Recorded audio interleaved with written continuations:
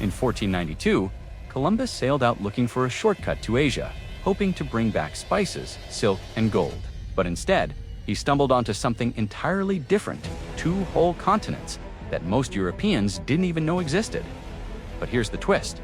What if he missed them entirely? What if storms, bad maps, or just dumb luck had sent him drifting back to Spain? No Caribbean, no conquest, no so-called New World. What would the world look like without that fateful landfall? So, let's start at the docks in Palos, Spain. It's late summer of the year 1492. Columbus boards the Santa alongside the Nina and the Pinta. Maybe a storm in the mid-Atlantic batters the ships. Or maybe Columbus's navigation is just too far off, because Columbus's real-life landing in the Caribbean set off a chain reaction. Conquest, colonization, global trade, genocide. Without it, the European age of expansion hits a pause button. That pause creates room for a totally different path. Either way, he turns around without ever setting foot in the Bahamas. He comes back to Spain, tired, broke, and with no spices, no gold, and no maps of new islands. In Spain, they're not impressed. He's carrying a letter from King Ferdinand and Queen Isabella. Their goal, beat the Portuguese to Asia by heading west. Now, in this alternate story, things don't go quite as planned. This tiny moment, this miss, shifts the entire course of history. Over in the Americas, life continues uninterrupted. The Aztec Empire in present-day Mexico is thriving. Their capital, Tenochtitlan, is a masterpiece of canals, floating gardens, and temples. They expand knowledge, refine technologies, and perhaps even begin exploring on their own. Tenochtitlan could become the Venice of the Western Hemisphere, an economic and cultural center. The Inca might invent new agricultural tools or early forms of machinery. It's not impossible that within a century, indigenous American sailors start heading east toward Europe. Further south, the Inca Empire stretches thousands of miles along the Andes, held together by road systems and complex administration. The Maya had accurate calendars and observatories. The Mississippian mound builders had vast cities. Without being wiped out by disease and war, their trajectories could have rivaled or even surpassed Europe. In the north, trade routes linked tribal nations from the Great Lakes to the Gulf of Mexico. Without Columbus or later Spanish explorers, these civilizations get more time to evolve. And remember, these civilizations weren't static. Now, let's zoom back across the Atlantic.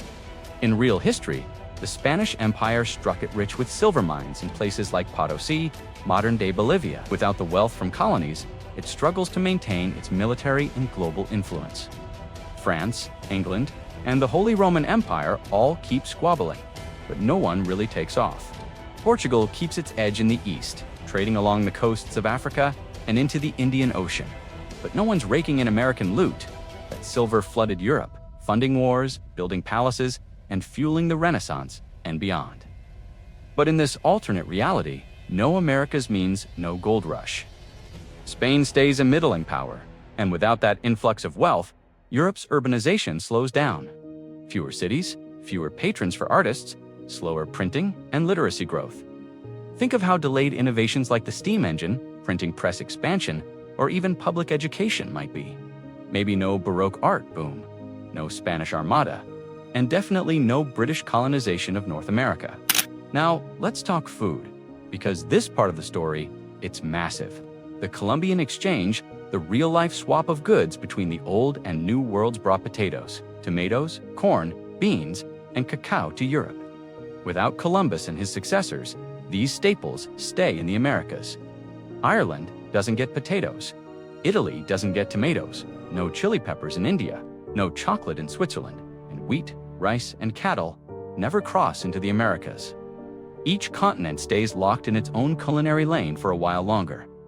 This has population-level consequences. Potatoes, for example, nearly doubled food production in Europe.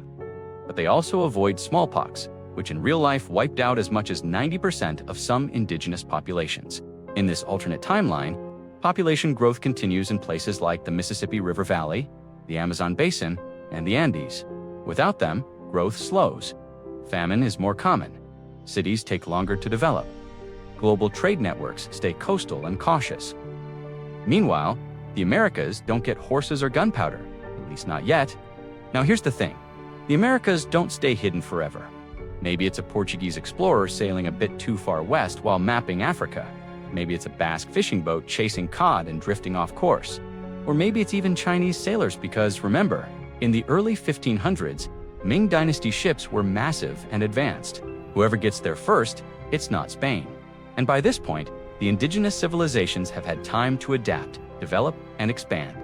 They're not catching smallpox from blankets. They're negotiating trade, sending envoys, maybe even colonizing small Atlantic islands. This first contact looks a lot more balanced. Instead of conquest, we get trade routes. And that changes everything about modern borders, identities, and power. Maybe the Inca are shipping quinoa to Europe, or the Maya are exporting astronomy tables. And in exchange, horses, steel, maybe even written alphabets. It's not some utopia, but it's a world where indigenous nations are players on the global stage, not just footnotes. So, what would have happened if Christopher Columbus missed the Americas? Well, Europe might have stayed smaller and poorer for a while. The Americas might have flourished longer without invasion. Global culture, trade, even the food on your plate would look very different. And maybe, just maybe, the first meeting between continents would have been less about conquest and more about exchange. History didn't have to unfold the way it did. And sometimes, it's the tiniest turn, a storm, a bad compass, that changes the whole world. Let me know in the comments, what would you miss the most in a world where Columbus never landed? Potatoes, chocolate, or the whole course of history?